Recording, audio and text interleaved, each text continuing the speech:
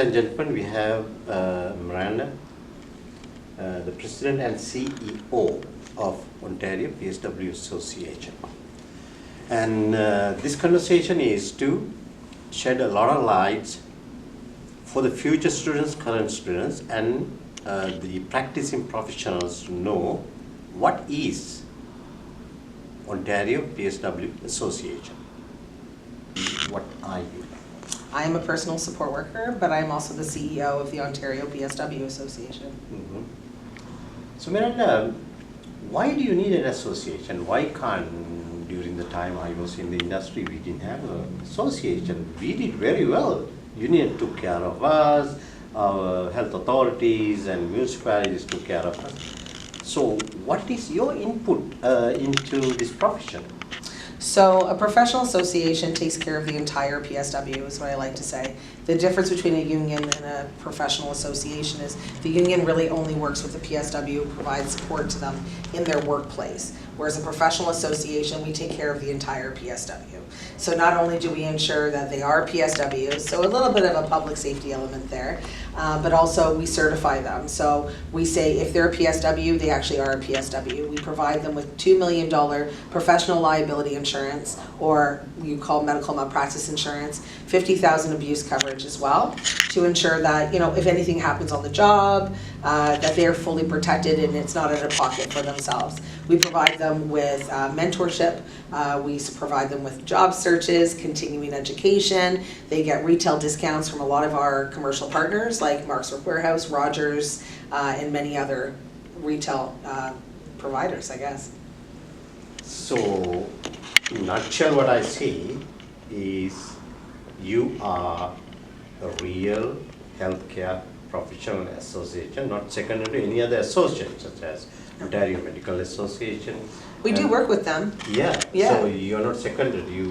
We are right next to them. Absolutely. So also too, what a lot of people get confused about is they think, you know, who makes all the changes in government when it comes to PSW policy or legislation, and that is the job of the professional association. So we do a lot of lobbying with the Ontario and the Canadian governments as well. We really want to come on there a little while later. Yeah. But currently, what are your challenges? Our challenges right now are finding enough PSWs to fill the need in the province of Ontario. There's not enough personal support workers. I mean, in long-term care, the Ford government did a great job of saying 4 hours of care per resident, but we don't have the PSWs to provide that amount of care per resident. So, and there's all these great long-term care homes that are being built, and, you know, but everyone wants to stay at home. Right? So then we have no PSWs in home care either. And we saw a real surge of PSWs leave the field when COVID-19 pandemic hit, and we haven't seen that surge come back in.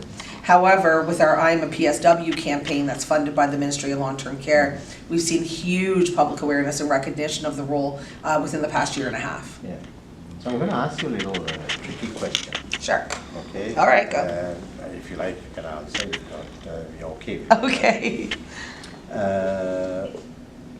So as practicing professionals, we have been looking into every different angle, listening to every professional to see why did this crisis came in for you to come into, for you to carry that kind of a burden at this particular time. So my question is there a real political will in Ontario for the long-term planning and strategy? Yes, I will say there is. So I've been in this position as CEO for 14 years. I founded the association. And when I founded the association, we didn't have this government, right? And it was extremely hard for us to even just get in the front doors of Queen's Park to have that conversation about personal support workers. Nobody wanted to recognize us as such. The Ford government, when they came into power, I mean, I don't even know how many years now, 6 years ago, they actually brought us through the front doors. They actually started talking to us about PSWs.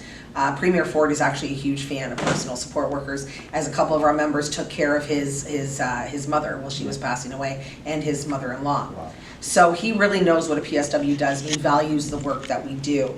And so, of course, when the COVID-19 pandemic hit, we were actually the first association out of the gate to work with the Ontario government to provide the supports on the ground for PSWs. We're the ones that are responsible for the $3 wage enhancement that happened in that time. It was, I don't remember much of it, not gonna lie. Yeah, But it was 16-hour days, but we did it. And the Ford government kept their promise. They said, you know, we're gonna recognize the PSW. One of the things they've done is they funded, they put us in the budget, 2023 budget. We received money to do an I'm a PSW campaign. And what this campaign is that we've hired PSWs as ambassadors, and they've gone across the province of Ontario promoting, educating, and recruiting for the personal support worker. Because we found that right after COVID ended, everyone kind of forgot what a PSW was. And these were the heroes that ran into the burning buildings, like I said, right? Like, these were the individuals that stuck it out. And they deserve to be known as PSWs, not nurses. There's a very big difference between what nurses do versus what PSWs do. We do own personal care in the essence of bedside nursing. That is the PSW, but we're not a nurse. So it's been a great campaign. They also said that they would regulate the PSW as well with Bill 283. I call it HESCAPOA, is what they call themselves now, the HESCAPOA. However, there is a couple hiccups there, but we're working with them. We're trying to work with them to fix those hiccups in order to make it an actual strong regulation for PSWs. So that's great that the answer came before the question. Yeah. I really want to know when the profession of PSW is going to be regulated. So this isn't like a normal regulation, like a lot of people would think, like through the College of Nurses.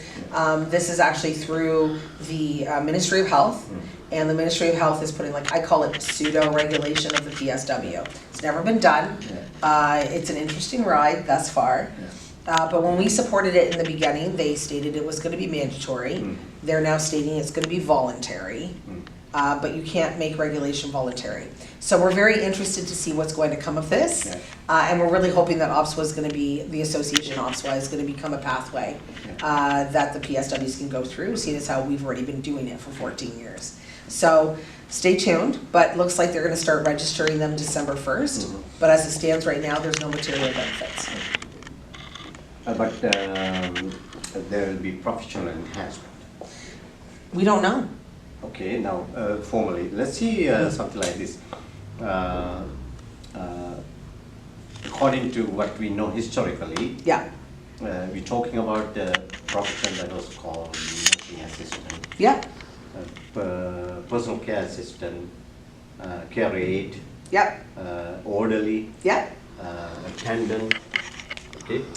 And once this profession is going to be regulated, do you think there will be a code of conduct that may come into force? No.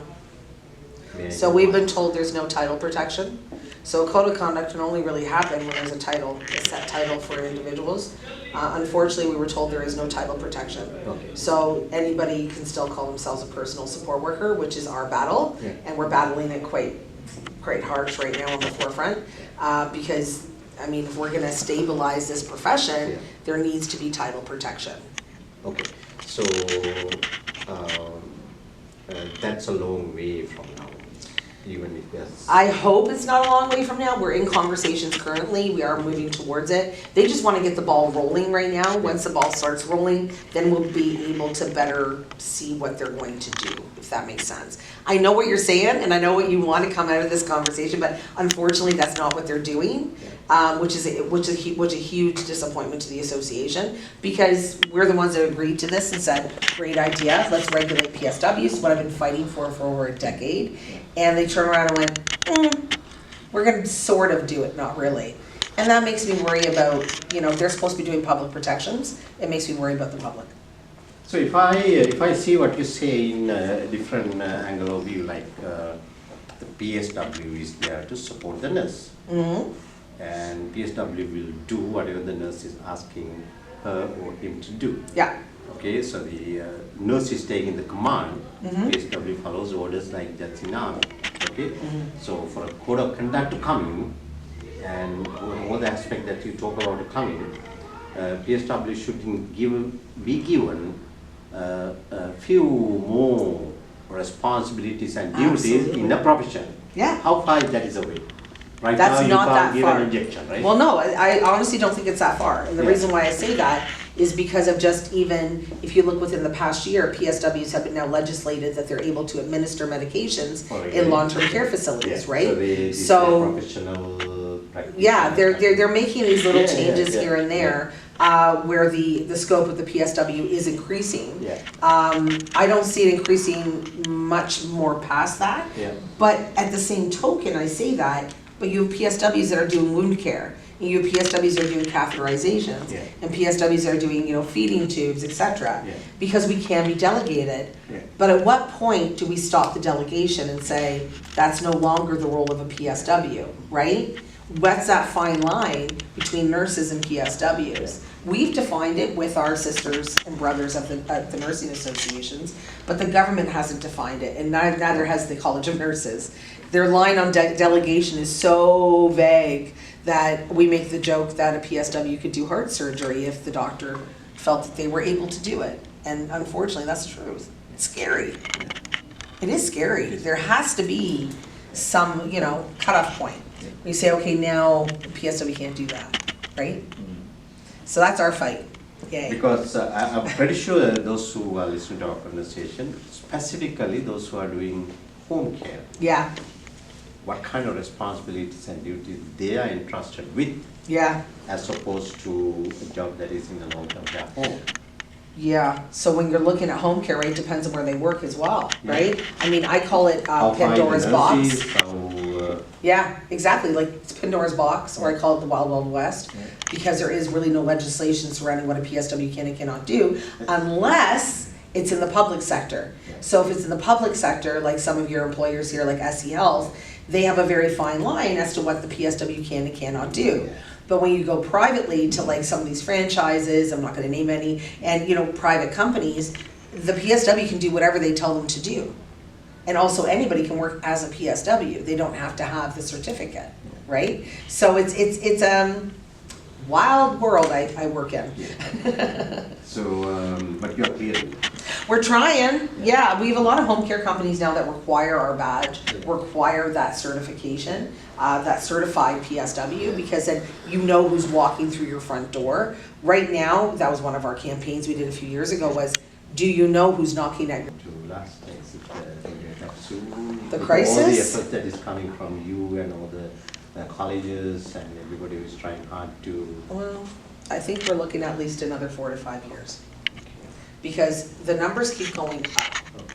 Every time they say, when we first started this whole thing with trying, we need 24,000 new PSWs in long-term care. Suddenly it was 38,000 new PSWs in long-term care. Now it's 50,000 new PSWs. Well, okay. Like, when are we gonna stop, right? And then if you bring in the 4 hours of mandatory care, so the association's actually gonna start advocating for a ratio in long-term care homes. Because what we're finding is not so much people not wanting to be PSWs, right? It's that the employers don't wanna fill that, because an employer, it's up to them. There's no ratios, right, in long-term care. There's no ministry ratios. So like a 1 PSW to 8 residents or 1 PSW to 15 residents, that's what I mean by ratios. So how are you gonna fill that 4 hours of mandatory care per resident if you have 1 PSW to 18 residents? But it's up to the employer. It's whatever the employer deems that a PSW can do. Well, that's not right. Yeah, that's right. So a ratio, we're asking for a ratio of 1 to 8. Yeah. And we're saying like that makes sense, then they're gonna have to use this surplus of PSWs that they have on their call lists, right? So And actually do a among job. the list of the things that you're working on, look like you're working on standards. Standardization, absolutely. We're the ones that press the best practices, right, for PSWs as well. But standardization of the sector for long-term care and hopefully for home care. Home care is more of that's a doozy, right? Home care is not an easy one. Companies like SE Health are fantastic because they ensure their PSWs have hours. We really enjoy working with SE Health. Paramed as well is one of our partners, and they're doing their best to the best of their abilities, but it's really hard when funding's about that big, for them, and then the funding for PSWs is even less. So it's healthcare right now is in a bit of a rigmarole, but it's the best time to get into it because there's such high demand and it's recession proof. You're never gonna, like through the pandemic, my PSWs worked like crazy. They weren't out of work at all, right? And everyone else lost their jobs, but the PSWs and nurses and doctors kept working, and the association. So. Do you have any message that, a heartfelt message Well, like I said earlier, it's not just anybody can be a PSW. And if you get into this role to make money, this is not the role that you want to be in. You can make a good wage, you can make a living wage, but you should be in it because you want to see people smile and make a difference every single day. I mean, we have so many residents and patients that call PSWs angels, angels in disguise, they call them, because they literally become a part of their family. They become a part of their everyday life, and they so depend on these people. And sometimes the PSW is there for their last breath, and other times they get them up on their feet again and they gain their independence. I mean, I just got goosebumps saying it, because a PSW truly encompasses the entire well-being of who we take care of. And we're an extension of them, right? We're their eyes, their ears, their arms, their legs, but the PSW is also their voice, their advocate. So you can't get any more personal than a personal support worker. It's a very honorable job. So before I let you go, I have one last question. Sure. I don't see PSW as a profession. I see PSW as a profession for you to go up in your life as the first step of a huge career ladder. Absolutely. Yeah, you can go any which way. And one thing I like to point out is, yes, you can go to nursing, but you can also stay as a PSW and specialize. Like I myself, I'm a mental health personal support worker. So when I worked as a PSW, I worked with all sorts of different mental health patients. And I did a lot of extra training for that. You can become a PSW trained in autism, a PSW trained in dementia, a PSW trained in palliative care. You can stay as a PSW, but become specialized in it. Because like one thing I said to the Premier when the pandemic started is, I said, Premier, we needed an army and we didn't have our army. So we need to keep them as PSWs. Thank you very much for your time. Thank you very much. It's very kind of you came to grace our event today. Absolutely. And then I look forward to meeting you again. Absolutely. And by my side we have Dr. Dalton and Professor Dalton, and I'm Rohit Fernando. Thank you very much for listening to our conversation. Bye-bye.